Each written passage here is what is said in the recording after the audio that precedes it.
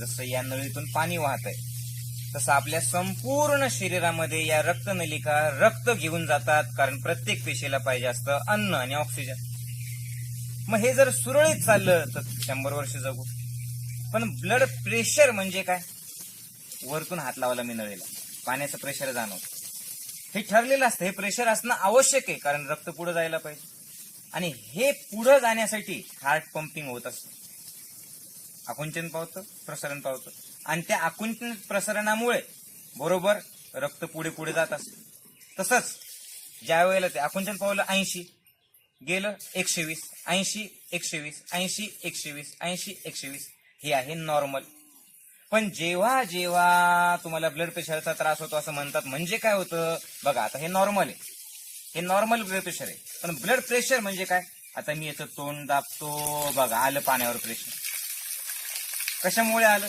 रक्ताची नलिका छोटी झाली. जसं मी याचं तोंड दाबलं आणि नळीचं तोंड छोटं झालं, पण पाण्याचं प्रेशर तसंच सुरू. मग आता पाणी वेगाने वाहतंय. मग आपली रक्ताच्या नलिकेत ज्यावेळेस ब्लॉकेजेस येतात त्यावेळेला ब्लड प्रेशर येतं. ज्या वेळेला तुम्ही चुकीचा आहार घेतात, मांसाहार घेतात, ब्लड प्रेशर आलं. तुम्ही टेन्शन घेतलं, ब्लड प्रेशर आलं. तुम्ही भीतीत जगले, प्रेशर वाढले. तुम्ही त्रासिक चेहरा करून चिडचिड चिडचिड करत रागवत राहिले, प्रेशर आलं. अचानक कुठेतरी तुम्हाला परिस्थिती एकदम विपरीत आली, प्रेशर आलं. मग हे प्रेशर नॉर्मल होण्यासाठी काय करायचं? फक्त गोळ्या घेऊन प्रेशर नॉर्मल होत नाही.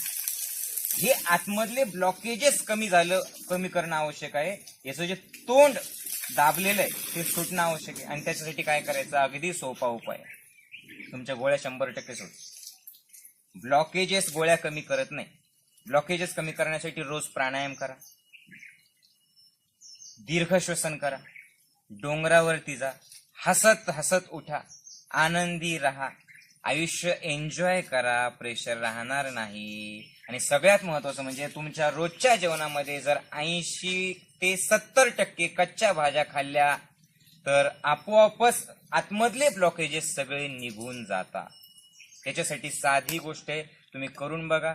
तुमच्या रोजच्या सकाळी उठताना खळखळून हसायचं, अर्धा तास तुमचा श्वास वाढला पाहिजे, फास्ट रनिंग करा, चाला, डोंगरावरती जा आणि 80% कच्च्या भाज्या ठेवा.